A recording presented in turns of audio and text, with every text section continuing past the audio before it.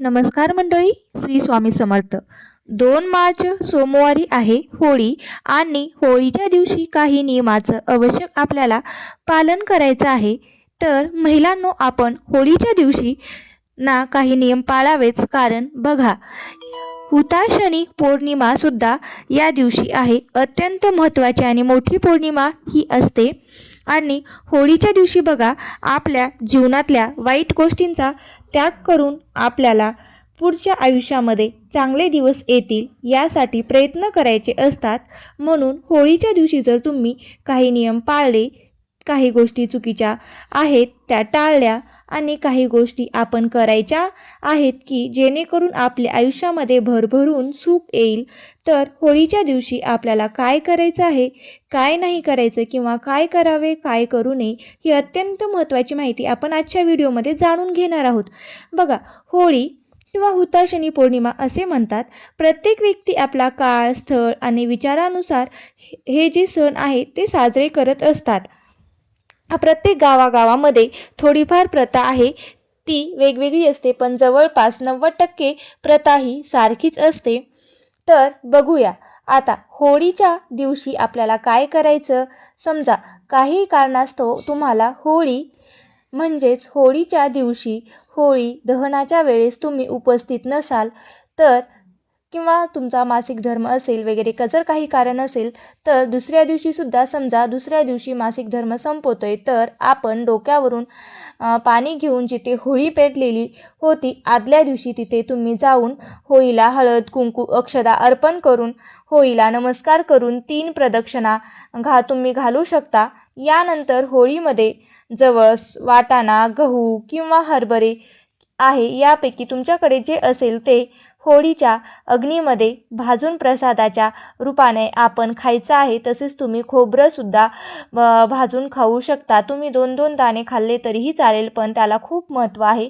यामुळे जे आपले आजारपण वगैरे आहे ते दूर होत असतं. यानंतर बघा, होळीची जी राख आहे तर ती पुरुषांनी आपल्या कपाळाला लावायची असते आणि स्त्रीने गळ्याला लावायची असते, कारण यामध्ये ऐश्वर्य आणि कीर्ती वाढते. आपल्या जीवनामधल्या ज्या काही आर्थिक समस्या आहेत त्यासुद्धा दूर व्हायला मदत होत असते.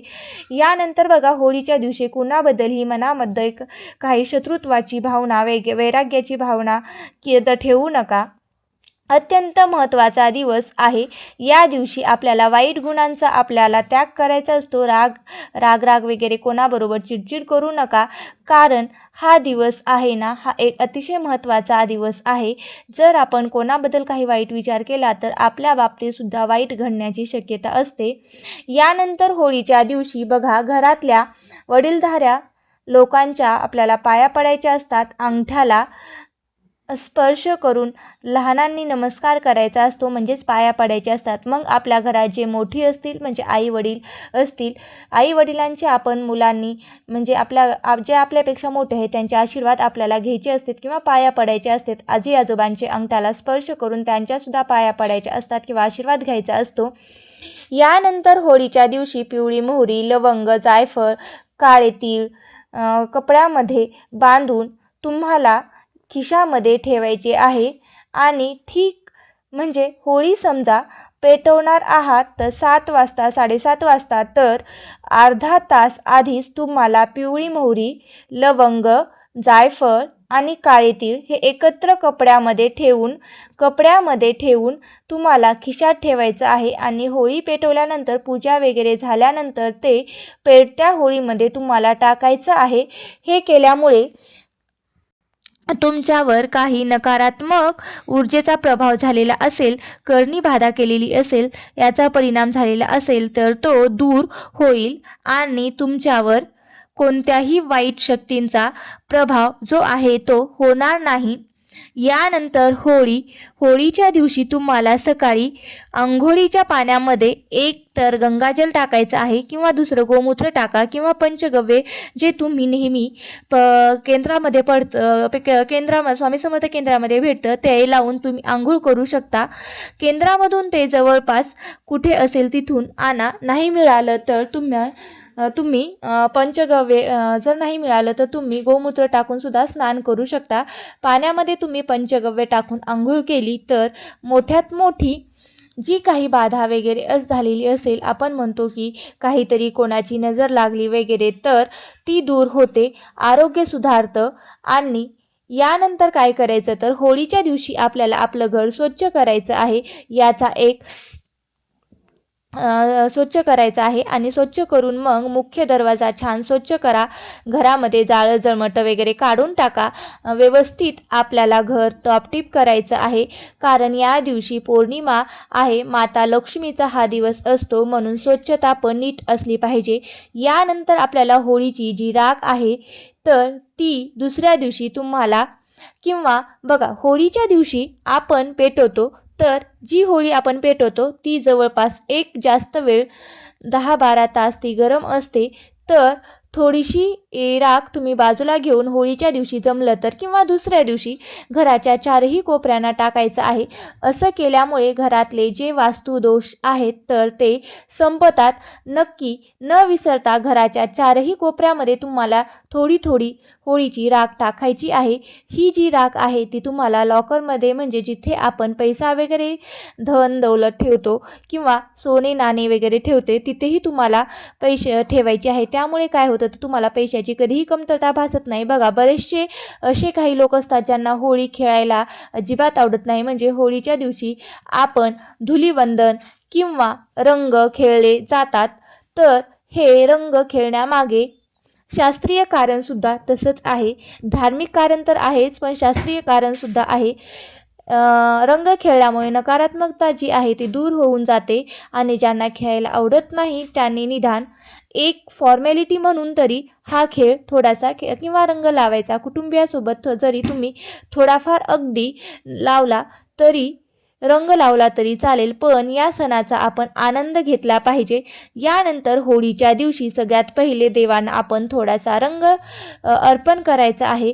बऱ्याचशा ठिकाणी होळीच्या दुसऱ्या दिवशी होळी खेळली जाते, ठीक आहे, लक्षात घ्या. होळीच्या दिवशी गोड पदार्थ तयार करून पहिले देवांना आपण अर्पण करायचे आहे. त्यानंतर आपण प्रसाद खायचा आहे. होळी कशी साजरी करायची आहे याचा सुद्धा मी तुम्हाला एक व्हिडिओ सेपरेट करून माझ्या यूट्यूब चॅनलवर अपलोड करते. आणि बघा आपल्याला काय करायचं आहे की अजून काही गोष्टी आहेत त्या आपल्याला कटाक्षाने टाळायच्या आहेत, तर त्या चुका आपल्याला टाळायच्या आहेत. तर बघा होळी पेटवताना आपल्याला आंबा, पिंपळ, वडाचे लाकूड जे आहे ते वापरू नये. हे लाकूड जाळल्यामुळे काय होतं तर नकारात्मकता जी आहे तर ती वाढते. यामागे असं कारण आहे की या महिन्यामध्ये तिन्ही झाडांची पानगळती सुरू झालेली असते, त्यामुळे या झाडांची लाकडं वापरू नये, ते त्यामागचं कारण आहे. बघा आणि धार्मिक कारण म्हटलं तर बघा घरामध्ये जी तर नकारात्मकता, हे झाड शुभ असल्यामुळे नकारात्मकता वाढते. आणि बघा होळी हे जळत्या शरीराचं एक प्रतीक मानतो आपण, तर त्यामुळे होळी ही जळत्या शरीराचं एक प्रतीक मानतो आपण, तर त्यामुळे होळीमध्ये हे लाकडं वापरू नयेत. तर होळीमध्ये बघा उंब, एरंडाचं लाकूड आपण वापरू शकतो. याशिवाय आपल्याला या दिवशी बाजारामध्ये पण विकत लाकूड मिळतात. आपण वृक्ष वगैरे तोडू शकत नाही, तो गुन्हा आहे, त्यामुळे त्याची सुद्धा आपल्याला काळजी घ्यायची आहे. यानंतर होळीच्या दिवशी आपल्याला आपल्या आई वडिलांचा आशीर्वाद घ्यायचा आहे. आणि तुम्हाला मी आधी सांगितलं आहे की नक्की न विसरता देवांचा, आईवडिलांचा आशीर्वाद आपल्याला घ्यायचा आहे. होळीच्या दिवशी घरातल्या स्त्रीचा अपमान करायचा नाही किंवा करू नये, कारण होळीचा जर कथा ऐकली तर त्यामध्ये होळिका मातेचं सगळं वर्णन केलेलं आहे. त्याचीसुद्धा कथा मी तुम्हाला माझ्या यूट्यूब चॅनलवर नक्कीच शेअर करेल. त्यामुळे होळीच्या दिवशी चुकूनही एखाद्या महिलेचा किंवा घरातील स्त्रीचा, मुलीचा अपमान करायचा नाही. तसेच नवविवाहित महिलांनी होळीचं पूजा अग्नी पाहू नये असं म्हटलं जातं, कारण ते बघितल्यामुळे तिच्या वैवाहिक जीवनामध्ये पतीच्या आयुष्यामध्ये त्रास अडचणी जे आहेत ते यायला सुरुवात होते. ठीक आहे, यासोबत बघा, तुम्ही जर आई वडिलांचे एकुलता एक अपत्य असाल तर होळी पेटू नका, कारण असं करणं अशुभ मानलं जातं. तर काही गोष्टी याशिवाय बघा, होळीच्या दिवशी कुणालाही काही उसणं देऊ नका. घरामध्ये भांडण कटकटी होणार नाही याची काळजी घ्या, कारण बघा, प्रत्येक दिवस हा शुभ असतो. त्यातल्या त्यात अशा काही शुभ दिवशी आपल्याकडून चुका झाल्या तर मग त्या आपल्याला त्या गोष्टीच्या वाईट सामना करावा किंवा परिणाम भोगावे लागतात. तर बघा, होळी अत्यंत महत्त्वाचा दिवस आहे महिलांनो, त्यामुळे आपल्या घरामध्ये या गोष्टीची काळजी घ्यायची आहे, नियमाचं पालन करायचं आहे. तर नक्कीच आपण सगळ्यांनी मिळून प्रयत्न केले तर सगळे नियम जे आहेत ते आपण 100% पाळले जातात. तर ही होळीची अत्यंत महत्त्वाची माहिती मला तुमच्यापर्यंत पोहोचवायची होती. ही माहिती जर आवडली असेल तर व्हिडिओला लाईक करा, शेअर करा आणि चॅनलवरती नवीन असाल तर सबस्क्राईब करायला विसरू नका. धन्यवाद. व्हिडिओ शेवटपर्यंत पाहिला असेल मी आशा करते. श्री स्वामी समर्थ. जय जय स्वामी समर्थ.